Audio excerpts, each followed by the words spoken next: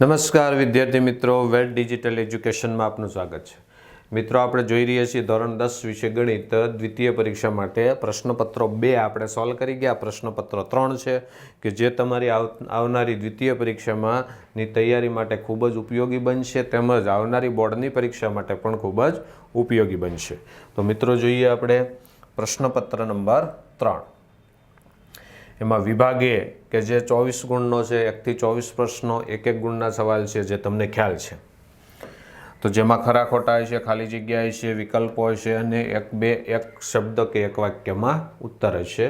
પહેલો વિભાગ છે આપણને ખરા ખોટાનો. એમાં જોઈએ કે બે અવિભાજ્ય સંખ્યાઓનો ગુસા હંમેશા 1 થાય. બે અવિભાજ્ય સંખ્યા હોય તો એનો ગુસા હંમેશા કેટલો થાય છે? 1 જ થાય છે. તો વિધાન કેવું છે? ખરું છે. અને લસા કેટલો થશે? તો કે આપેલી બે સંખ્યાના ગુણાકાર જેટલો. એક મિત્રો અગત્યની વાત કરીએ કે આ જે બધા પ્રશ્નપત્રો છે એનું સંપૂર્ણ સોલ્યુશન તમે ક્યાંથી મેળવી શકશો? તો સૌપ્રથમ તમારે વેટ ડિજિટલ એજ્યુકેશન નામની એપ્લિકેશન ડાઉનલોડ કરવાની છે પ્લે સ્ટોર પરથી. ફોન નંબર નાખશો એટલે ઓટીપી આવશે. ઓટીપી જનરેટ કરશો એટલે આ રીતનું પેજ ખુલશે કે જેમાં પેઇડ કોર્સ અને એક્ઝામ પેપર, આ બેની અંદરથી તમને શું મળશે? તો કે બધા જ વિષયના દ્વિતીય પરીક્ષા અનુરૂપ અને બોર્ડના આઈએમપી પ્રશ્નપત્રો અને એનું સંપૂર્ણ સોલ્યુશનની પીડીએફ ત્યાંથી તમને મળશે. આ ઉપરાંત જો કોઈ વિષયમાં તમારે હજુ પણ કાંઈ તકલીફ હોય, કાંઈ મુશ્કેલી હોય તો યુટ્યુબ વિડીયોમાં જઈ તમે ધોરણ 10 સિલેક્ટ કરી અને જે તે વિષય સિલેક્ટ કરી અને એના જે તે સ્વાધ્યાય અથવા તો જે તે ટોપિકના વિડીયો તમે સારી રીતે જોઈ શકો છો. આગળ વધીએ આપણે. જેમાં કીધું છે નંબર 2, દ્વિઘાત બહુપદી p of x બરાબર x² - 5x + 6 નો આલેખ નીચેની તરફ ખુલ્લો પરવલય મળે તો એના માટે આપણે એ જોવાનો. એ કેવો છે? તો કે ધન છે, x² નો સહગુણક. હવે ધન હોય તો એ ઉપરની તરફ ખુલ્લો મળે, અહીંયા આપણને નીચેની તરફ કીધો છે એટલે વિધાન કેવું છે? ખોટું વિધાન છે. ત્રીજું કીધું છે tan² + cot² બરાબર 1. હવે tan અને cot નિત્યસમમાં હાજર નથી. tan સાથે sec હોય ને cot સાથે કોણ હોય? cosec હોય. તો આ વિધાન કેવું છે? ખોટું વિધાન છે. sin અને cos નું મૂલ્ય ક્યારેય 1 થી વધારે ન હોય. વિધાન એકદમ સાચું છે, કારણ કે sin અને cosમાં છેદમાં શું આવશે? કર્ણ આવશે. એટલે વિધાન કેવું છે? ખરું વિધાન છે. પાંચમો પ્રશ્ન આપણને કીધો છે જો સમીકરણો a - b બરાબર 2 અને a + b બરાબર 4 નો ઉકેલ a બરાબર x ને b બરાબર y હોય તો x બરાબર 3 અને y બરાબર 1 મળે. બહુ સરળ છે. a - b બરાબર 2 કીધા છે, a + b બરાબર 4 કીધા છે. લોપ લઈ લ્યો, b કેન્સલ થઈ ગયો, 2a બરાબર 6. તો a બરાબર કેટલા આવી ગયા? 3 આવી ગયા. હવે એનું મૂલ્ય કોઈ એક સમીકરણની અંદર મૂકી દો. a + b બરાબર 4, એમાં a બરાબર 3 મૂકીએ તો 3નું સ્થાન ફેરવતા 4માંથી બાદ એટલે b બરાબર 1 આવી ગયો. હવે a એટલે કોણ કીધું છે? x, તો x નું મૂલ્ય 3 આવી ગયું. b એટલે કોણ કીધો? y, તો y નું મૂલ્ય 1 આવી ગયું. તો એના આધારે કહી શકાય વિધાન કેવું છે? ખરું વિધાન છે. નંબર 6, પ્રથમ n અયુગ્મ પ્રાકૃતિક સંખ્યાઓનો સરવાળો n² + n થશે. અયુગ્મ પ્રાકૃતિક સંખ્યાનો સરવાળો n² મળે. શું મળે? n². અહીંયા આપણને શું કીધું છે? n² + n. હવે મળે છે આપણને n² એટલે વિધાન કેવું છે? ખોટું વિધાન છે. તો મિત્રો, આ હતા આપણા 6 ખરા ખોટા. ત્યાર પછી જોઈએ કે યોગ્ય વિકલ્પ પસંદ કરી અને ખાલી જગ્યા ભરવાની છે. જો ગુસા આપેલો હોય a અને b સંખ્યાનો 18 તો લસા ખાલી જગ્યા શક્ય નથી. ખૂબ સમજવા જેવો પ્રશ્ન. ગુસા કેટલો છે? 18. લસા ખાલી જગ્યા શક્ય નથી. હવે ગુસા એ લસા નો શું હોય? અવયવ. તો અવયવી થવો જોઈએ. હવે 18 નો અવયવી આમાંથી કોણ નથી? 18 ના ઘડિયામાં 36 આવે છે? હા. 72 આવે છે? હા. 108 આવે છે? હા. કોણ નથી આવતું? 48. તમે 48 ને 18 વડે ન ભાગી શકો, બાકી 3 સંખ્યાને 18 વડે ભાગી શકો. એટલે 48 જે શક્ય નથી, એટલે સી વિકલ્પ જવાબ આવશે. 8મો પ્રશ્ન છે દ્વિચલ સુરેખ સમીકરણ ax + by + c બરાબર 0 માટે નીચેના પૈકી શું સાચું છે, એટલે એની શરત માગી છે. તો કઈ શરત સાચી? તો આપણે થિયરીની અંદર ભણી ગયા છીએ કે a² + b² is not equal to 0. આનો ગુજરાતી અર્થ થાય છે કે a અને b એક સાથે શૂન્ય હોવા જોઈએ નહીં. 9મો સવાલ છે કે બિંદુઓ 2, 3 એ કોઈ એક બિંદુના યામ છે, 4 અને 1 એ બીજા બિંદુના યામ છે, એમની વચ્ચેનું અંતર. તો અંતર સૂત્ર આપણે મૂકીએ તો 2 - 4નો વર્ગ પ્લસ 3 - 1નો વર્ગ માઇનસ 2નો વર્ગ 2નો વર્ગ 4 + 4 એટલે 8, એનું વર્ગમૂળ કાઢશું એટલે 2√2 આવશે. કેટલું આવશે? 2√2, જે આપણને કયા વિકલ્પમાં દર્શાવે છે? બી વિકલ્પની અંદર. ત્યાર પછી છે ગ્રીક દેશના કયા ગણિતશાસ્ત્રીએ લંબાઈ શોધવાની ભૌમિતિક રીત વિકસાવી? તો સૌપ્રથમ ભૂમિતિનું સર્જન કરનાર કોણ હતો? યુક્લિડ. એણે લંબાઈ શોધવાની ભૌમિતિક રીત વિકસાવી. રેખાખંડ, રેખા, કિરણ આ બધાની વ્યાખ્યાઓ એમણે આપી. 11મો સવાલ છે 2 બાળકો ધરાવતા કુટુંબમાં ઓછામાં ઓછો એક છોકરી મળે એની સંભાવના. હવે 2 બાળકો હોય તો બંને બોયસ હોય, બોયસ અને ગર્લ્સ હોય, ગર્લ્સ અને બોયસ હોય, બંને ગર્લ્સ હોય. આ રીતની સંભાવના મળે, કુલ ઘટના મળે.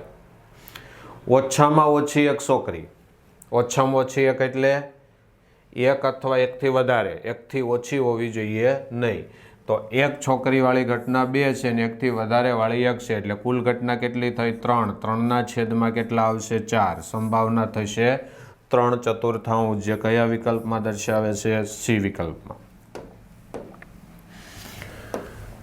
12મો પ્રશ્ન આપણને કીધો છે કે જો p of -7 બરાબર 0 તો p of x નો એક અવયવ ખાલી જગ્યા છે, શૂન્ય કયું આપ્યું છે? -7, તો અવયવમાં શું આવશે? પ્લસ આવશે, એટલે x + 7. તો આ હતા આપણા વિકલ્પો. હવે આપણે યોગ્ય કૌંસમાંથી યોગ્ય પ્રશ્ન પસંદ કરી અને ખાલી જગ્યા ભરવાની છે અથવા તો એનો જવાબ આપવાનો છે. 13મો સવાલ છે મધ્યસ્થ આપ્યો છે 15, મધ્યક આપ્યો છે 10, તો બહુલક શોધવાનો છે. ત્રણેયનું સૂત્ર છે z = 3m - 2x બાર. કિંમત મૂકી દો. મધ્યસ્થનું મૂલ્ય 15, x બારનું મૂલ્ય 10. 15 તેરી 45 -20, બાદ કરીએ એટલે 25. તો જવાબ કયો આવશે? 25. 14મો કીધો છે અંગ્રેજીના 26 મૂળાક્ષરોમાંથી એક મૂળાક્ષર યાદચ્છિક રીતે પસંદ કરતા તે સ્વર હોવાની સંભાવના. કુલ સ્વરો કેટલા? 5.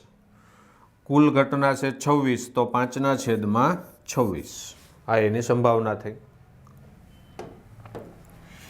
ત્યાર પછી 15મો સવાલ છે એક વર્તુળ ચતુષ્કોણ ABCDની બધી બાજુઓને સ્પર્શે છે. જો AB = 6, CD = 8, AD = 9 હોય તો BC બરાબર કેટલા? સામસામેની બાજુનો સરવાળો સરખો. AB + CD બરાબર BC + AD. સાબિતીનો દાખલો છે થિયરી આધારિત. ABનું મૂલ્ય 6, CDનું મૂલ્ય 8, BC શોધવાનો છે, ADનું મૂલ્ય 9. 6 9 14, 14માંથી કેટલા બાદ કરીએ? 9 બરાબર BC.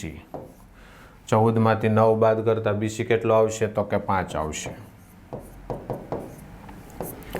તો જવાબ કયો મળશે? 5. 4 સેન્ટીમીટર ત્રિજ્યાવાળા વર્તુળમાં દોરેલા 2 સમાંતર સ્પર્શકો વચ્ચેનું અંતર. હવે 4 સેમી ત્રિજ્યા છે. કેટલા સેમી? 4. હવે આવો વર્તુળ છે, આના 2 સમાંતર સ્પર્શક, તો આ રીતે થયા. હવે આ 2 સમાંતર સ્પર્શકો વચ્ચેનું અંતર કેટલું? તો કે વ્યાસ જેટલું હોય. કેટલું હોય? વ્યાસ જેટલું. આ 2 એનું લંબ અંતર થયું. સ્પર્શકો વચ્ચેનું. હવે 4 સેમી ત્રિજ્યા હોય તો વ્યાસ કેટલો હોય? 8 સેમી. કેટલો હોય? 8 સેમી. પણ અહીંયા આપણને પ્રિન્ટ મિસ્ટેકના કારણે કોઈ જવાબ આપેલો નથી, તો અહીંયા આપણે કેટલા કરી દઈશું? 8 સેમી. ખાસ ધ્યાન રાખજો, જવાબ આવશે 8.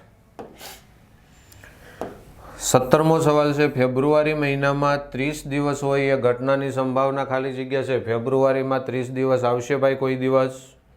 લીપ વર્ષ હશે તો 29 આવશે, ચાલુ વર્ષ હશે તો 28 આવશે. 30 દિવસ ક્યારેય ભૂલથી પણ આવશે નહીં.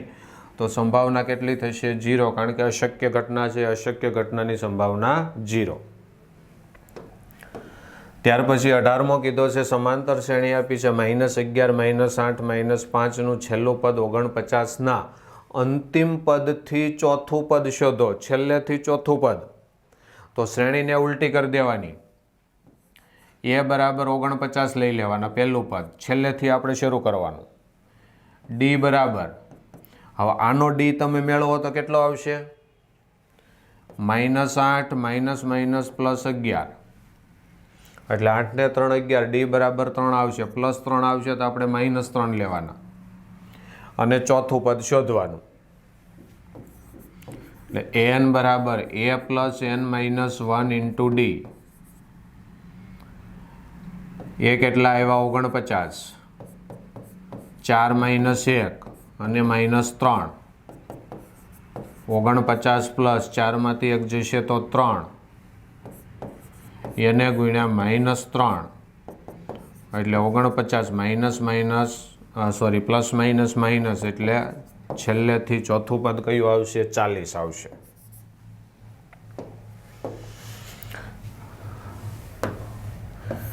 ત્યાર પછી આપણને 19મો સવાલ છે કે જે એક વાક્ય એક શબ્દોની અંદર આપણે એના જવાબ આપવાના છે.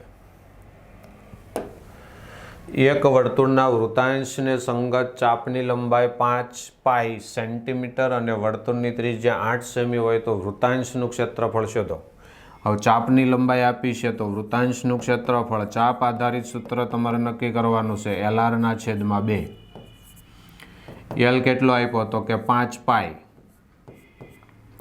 ત્રિજ્યા કેટલી? 8/2. હવે 2 ચોક 8, 4 પંચા 20, 20 પાઈ સેન્ટીમીટર જેટલું, સેન્ટીમીટર સ્ક્વેર જેટલું એનું ક્ષેત્રફળ મળશે. અહીંયા આપણને લંબાઈ પાઈના ગુણકમાં આપી છે તો ક્ષેત્રફળ પાઈના ગુણકમાં શોધવાનું. 20મો સવાલ કીધો છે, જો વર્તુળની પરિમિતિ અને ક્ષેત્રફળના મૂલ્ય સમાન હોય તો વર્તુળનો વ્યાસ શોધો. પરિમિતિ એટલે શું થશે? 2πr. ક્ષેત્રફળ એટલે શું થશે? πr². બંને બાજુથી પાઈ કેન્સલ, બંને બાજુથી એક r પણ કેન્સલ થશે. અહીંયા 2 વધશે, અહીંયા r વધશે, એટલે ત્રિજ્યા કેટલી થઈ? 2. શોધવાનો કીધો છે વ્યાસ, તો વ્યાસ કેટલો થશે? 4. ત્યાર પછી કીધું છે કે 2 સમાન ઘન અર્ધગોળાઓ તેમના સમાન પાયાની ત્રિજ્યા r સેન્ટીમીટરથી જોડાયેલા છે તો આ સંયોજનની સપાટીનું કુલ ક્ષેત્રફળ કેટલું થાય? 2 અર્ધગોળા જોડાયેલા છે સરખી ત્રિજ્યાથી. હવે 2 અર્ધગોળાને ભેગા કરો તો આખો ગોળો બની ગયો. તો આ સંયોજનની સપાટીનું કુલ ક્ષેત્રફળ કેટલું થશે? તો કે 4πr² થશે.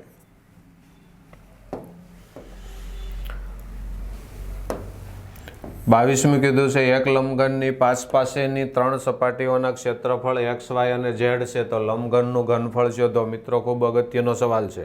પાસેની સપાટી, હવે પાસેની સપાટી લઈએ તો એના ક્ષેત્રફળ આપણને આપ્યા છે x, y અને z. xનું લઈએ તો LB, L ગુણ્યા B.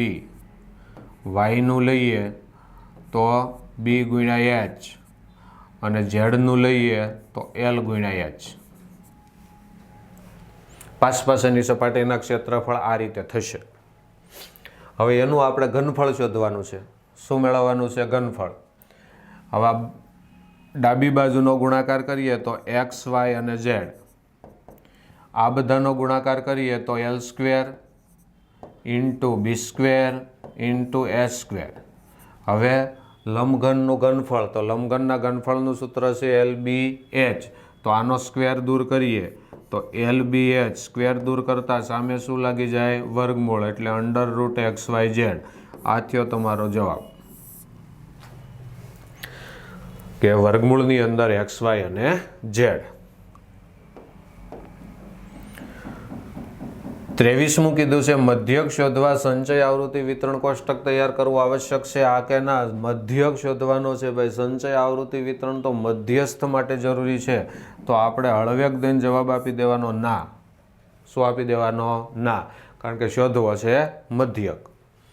24મું છે આવૃત્તિ વિતરણ માટે X બાર M અને Z વચ્ચેનો સંબંધ દર્શાવતું સૂત્ર. તો હમણાં આપણે દાખલો ગણ્યો હતો Z બરાબર 3M - 2X બાર.